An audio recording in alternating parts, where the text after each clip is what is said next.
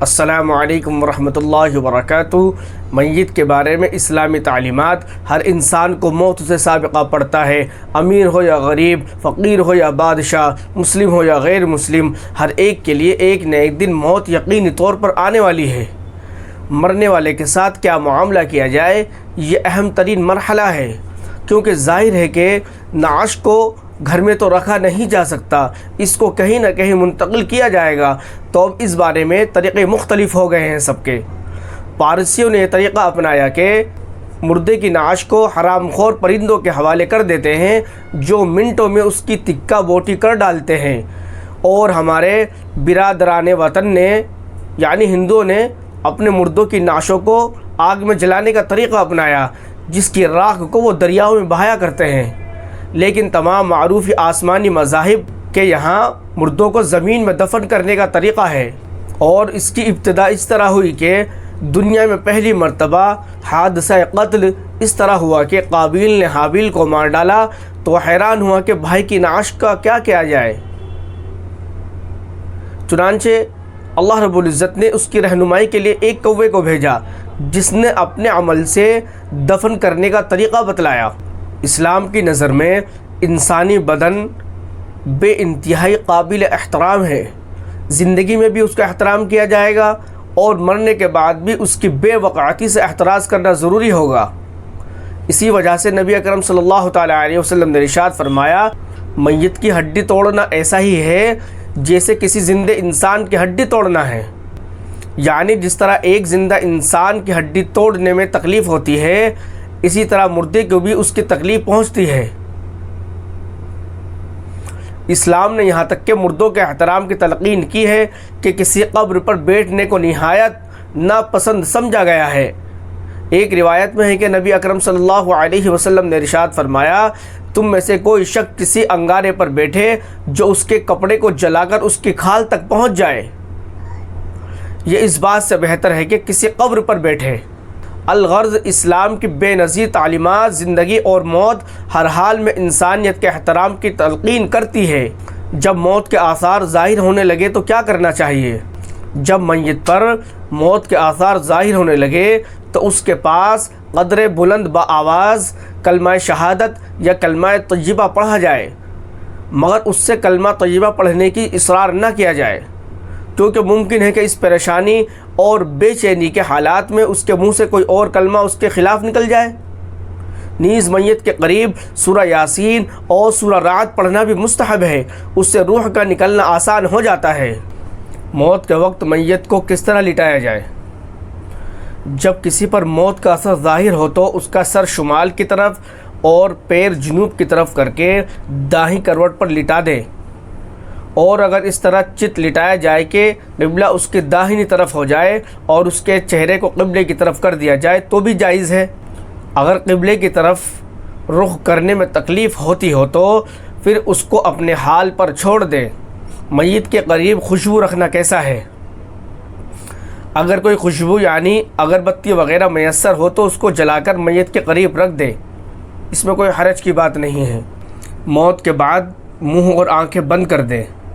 جب موت واقع ہو جائے تو کسی کپڑے وغیرہ کے ذریعے جبڑے باندھ دے اور نرمی سے آنکھیں بند کر دے، اور آنکھیں بند کرنے والا یہ دعا پڑھے، بسم اللہ وعلی ملت رسول اللہ صلی اللہ علیہ وسلم، اللہم یسر علیہ امرہ وسہل علیہ ما بعدہ واسعد بلقائک واجعل ما خرج الیہ خرجا مما خرج عنہ۔ اللہ تعالیٰ کے نام سے اور رسول اللہ صلی اللہ علیہ وسلم کے دین پر یہ عمل انجام دیتا ہوں۔ اے اللہ اس میت پر اس کا معاملہ آسان فرما، اور اس کے بعد کے حالات آسان فرما، اور اس کو اپنی ملاقات سے مشرف فرما، اور جہاں گیا ہے یعنی آخرت اس کو بہتر بنا دے، اس جگہ سے جہاں یعنی دنیا سے گیا ہے۔ موت کے بعد ہاتھ اور پیر سیدھے کر دے، پھر اس کے بعد ہاتھ پاؤں سیدھے کر دے اور پیروں کے انگوٹھے ملا کر کپڑے کی پٹی وغیرہ سے باندھ دے، اور پورے بدن کو ایک چادر وغیرہ سے ڈھانک دیا جائے۔ پیٹ پر کوئی بھاری چیز رکھ دے، انتقال کے بعد اس کے پیٹ پر کوئی بھاری چیز لوہا وغیرہ رکھ دیا جائے تاکہ اس کا پیٹ نہ پھولے، ناپاک آدمی میت کے پاس نہ آئے۔ جب کسی شخص کا انتقال ہو جائے تو اس کے پاس جنبی یعنی جس کو غسل کی حاجت ہو اور حیض و نفاس والی عورتیں نہ آئیں۔ میت کے پاس قرآن کی تلاوت، مرنے کے بعد جب تک میت کو غسل نہ دیا جائے اس کے پاس قرآن کریم نہ پڑھا جائے، ایسا کرنا مکروہ ہے۔ تاہم اس کے تجہیز و تکفین اور تدفین میں بہت جلدی کی جائے، بلا وجہ تاخیر نہ کی جائے۔ میت کو کون نہلائے؟ سب سے بہتر یہی ہے کہ میت کو اس کے قریب ترین رشتہ دار نہلائے۔ ہاں اگر قریبی رشتہ دار غسل وغیرہ کے طریقے سے واقف نہ ہوں تو پھر کوئی اور بھی شخص غسل دے سکتا ہے جو دیندار ہو اور مسائل سے واقف ہو، اور بہتر یہی ہے کہ غسل دینے والا باوضو ہو۔ غسل دینے والے کو اجرت دینا کب جائز ہے؟ اگر غسل دینے والے بستی میں چند آدمی ہوں تو کسی کو اجرت پر لا کر میت کو غسل دیا جا سکتا ہے، لیکن اگر پوری آبادی میں ایک ہی آدمی غسل کے طریقے سے واقف ہو تو پھر اسی آدمی کو غسل دینا ضروری ہے، اور غسل دینے کی اجرت لینا اس کے لیے جائز نہیں ہے۔ مرد میت کو غسل دینے والا کوئی نہ ہو۔ اگر میت مرد ہے اور وہاں مردوں میں کوئی غسل دینے والا نہیں تو اس کو اس کی بیوی غسل دے سکتی ہے۔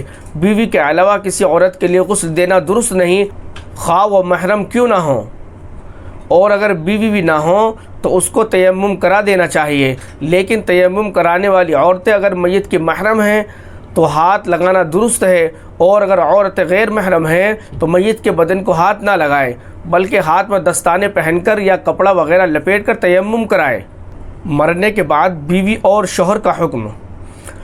کسی کا شوہر مر جائے تو بیوی کے لیے اس کا چہرہ دیکھنا، نہلانا اور کفنانا درست ہے، اور اگر بیوی مر جائے تو شوہر کے لیے اس کو نہلانا اور بدن چھونا تو درست نہیں، البتہ دیکھنا اور جنازہ اٹھانا جائز ہے۔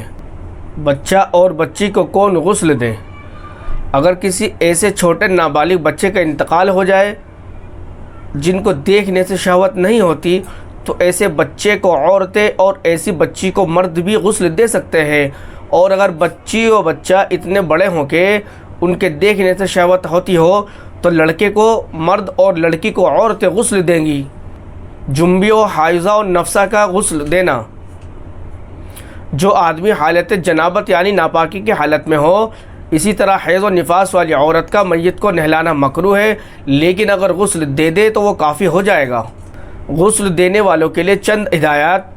میت کو اتنے گرم پانی سے نہ نہلایا جائے جسے زندہ آدمی کو تکلیف ہوتی ہو، بلکہ اس کو نہلانے کے لیے صرف نیم گرم پانی یا سادہ پانی ہی استعمال کرے، اس لیے کہ جس چیز سے زندہ آدمی کو تکلیف ہوتی ہے اسی طرح مردے کو بھی تکلیف محسوس ہوتی ہے۔ غسل دینے والا اپنے قریب خوشبو اگربتی وغیرہ جلا کر رکھ لے۔ جس جگہ غسل دیا جائے وہاں پر پردہ ہونا چاہیے، اور زائد آدمیوں کو وہاں بالکل نہ رہنا چاہیے۔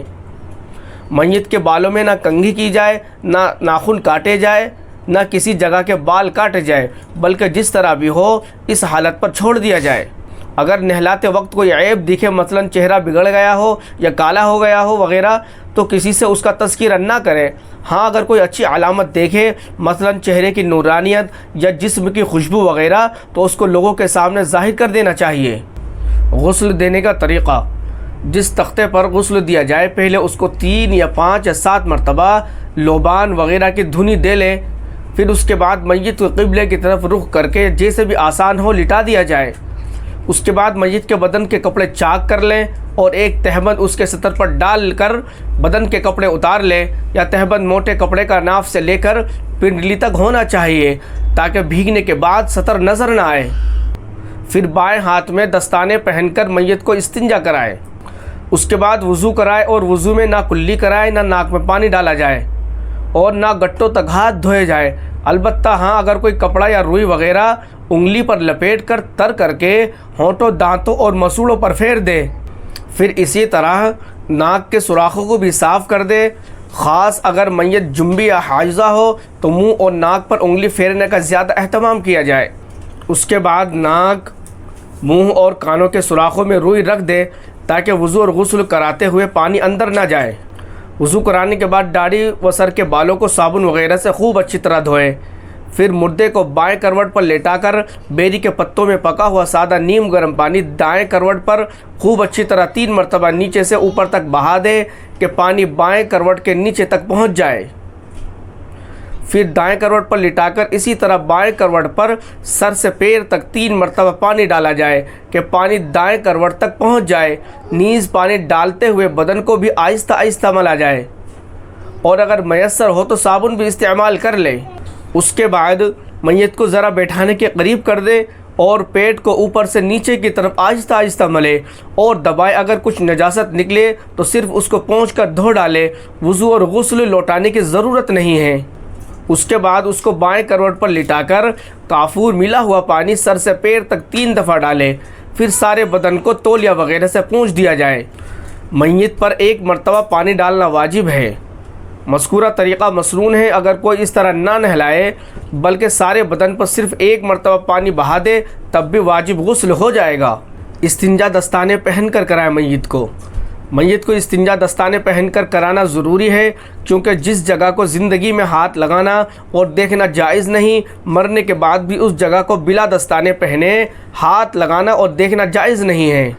غسل دینے والے کے لیے بعد میں غسل کرنا مستحب ہے۔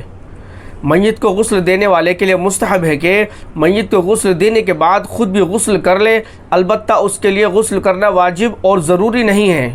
بچہ پیدا ہونے کے بعد مر جائے، اگر کوئی بچہ پیدا ہوا ہو اور اس میں زندگی کے آثار پائے گئے ہوں تو اس پر انتقال کے بعد زندوں کے احکام جاری ہوں گے، یعنی اس کا نام رکھا جائے گا، غسل دیا جائے گا اور نماز جنازہ بھی پڑھی جائے گی اور وراثت وغیرہ بھی جاری ہوگی۔ مرا ہوا بچہ پیدا ہوا، اگر بچہ مرا ہوا پیدا ہوا یعنی پیدائش کے بعد اس میں زندگی کے آثار بالکل نہیں پائے گئے تو نہ تو اس کا نام رکھا جائے گا اور نہ ہی اس پر نماز جنازہ پڑھی جائے گی۔ غسل دے کر ایک پاک کپڑے میں لپیٹ کر دفن کر دیا جائے گا۔ اللہ رب العزت ہم سب کو ان باتوں پر عمل کرنے کی توفیق عطا فرمائے۔